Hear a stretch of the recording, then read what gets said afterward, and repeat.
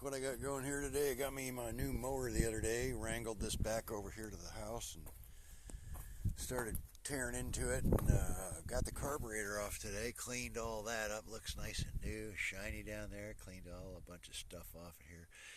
That's the old hose, that'll be alright. Got all new hoses on over here, cleaned out the old diaphragm pumper thing there, whatever that is. And new line there, got a new line on the gas tank, which has been removed because I had to get the ignition switch out. This is what the ignition switch looks like with a rusted off tab in there, and you can order these online, but you got to make sure they got the right plug configuration. All these little tabs have a letter on there and tells you what they're for, so if you don't get the right one, you won't get the right one. So luckily my local guy parts store here had it on the shelf along with all the other ones, and I also got a fuel filter for it. So yeah, I might get this thing running today or soon. Let's keep our fingers crossed.